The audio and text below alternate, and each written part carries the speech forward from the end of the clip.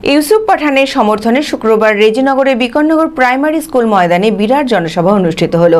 এই সভায় উপস্থিত ছিলেন ভরতপুরের বিধায়ক হুমায়ুন কবির, বেলডাঙ্গা 2 ব্লকের ব্লক সভাপতি মঞ্জুর শেখ, প্রাক্তন ব্লক সভাপতি আতাউর রহমান ও 6টা অঞ্চলের প্রধান এবং অঞ্চল সভাপতি ও অন্যান্য নেতা নেতৃত্বরা উপস্থিত ছিলেন। এই সভাতে হুমায়ুন কবির বলেন, ইউসুফ পাঠান জেতার ব্যাপারে 100% আশাবাদী।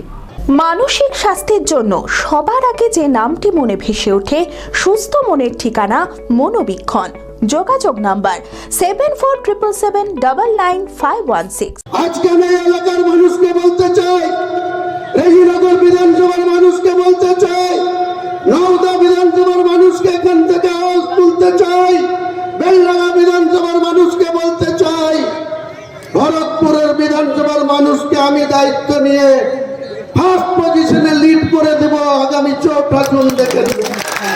আর এই অজিত চৌধুরী বিশ্বাসঘাতককে 1994 সালে নুরু চৌধুরীকে যে অপমান অপদস্থ যে বিশ্বাসঘাতকতা করেছিল, তার যোগ্য জবাব দিয়ে 3য় স্থানে পাঠিয়ে দেব।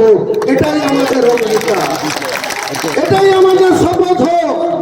ইউসুফ পাঠানের বিরুদ্ধে একটা কথাও বিরোধীরা বলতে পারবে না।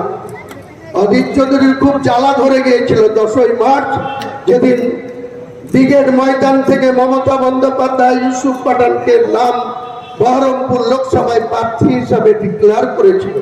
কেন ইউসুফ পাঠানকে যদি সম্মানই দিতে হয়, তাহলে কেন রাজ্যসভায় বা রাহুল গান্ধীকে বলে কেন একটা গুজরাটে প্রার্থী নিল না টিএমসি দিয়ে, কেন রাজ্যসভায় 4 জনকে পাঠালো, আসাম থেকে সুস্মিতা দেবকে পাঠালো, এখান থেকে পাঠালো, তাহলে একে না পাঠিয়ে আমার বিরুদ্ধে আমাকে হারানোর জন্য ইউসুফ পাঠানকে কেন নিয়ে আসা হলো?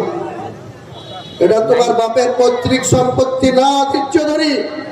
1999 সাল থেকে বারবার 5 বার জেতার পরেও 22 মাস রেলমন্ত্রী থাকার সুবাদেও এই লোকসভার মানুষের জন্য তুমি কি করেছো? একটা চাকরি করে দিতে পারোনি, একটা কোনো সেইভাবে বড় উন্নয়ন করতে পারোনি। 10 বছরের দিল্লির সরকার থাকার সুবাদেও কোনো শিল্প ইন্ডাস্ট্রি এনে দিতে পারোনি।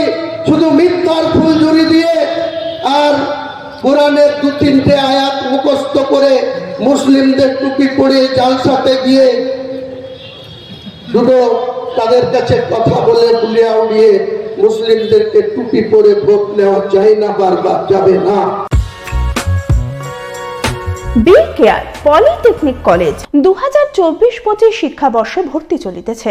Civil, mechanical, electrical, electronics and telecommunication engineering কোর্সে প্রথম বর্ষে ভর্তির জন্য মাধ্যমিকের ন্যূনতম 35% এবং দ্বিতীয় বর্ষে ভর্তির জন্য ভোকেশনালে ন্যূনতম 60%। বিজ্ঞান বিভাগে উচ্চ মাধ্যমিক উত্তীর্ণদের দ্বিতীয় বর্ষে সরাসরি ভর্তি চলছে। খুবই অল্প খরচে পড়ার সুবর্ণ সুযোগের সাথে রয়েছে স্কলারশিপের ব্যবস্থাও রয়েছে, বাস পরিষেবা ও হোস্টেলে থাকার ব্যবস্থা। মেধাবী ও আর্থিক দিক থেকে পিছিয়ে পড়া ছাত্রছাত্রীদের জন্য রয়েছে 20% বিশেষ ছাড়। ঠিকানা NH34 এর কাছে, কানফালা, নবগ্রাম, মুর্শিদাবাদ, পলসন্ডার কাছে। যোগাযোগ নাম্বার 8967158821।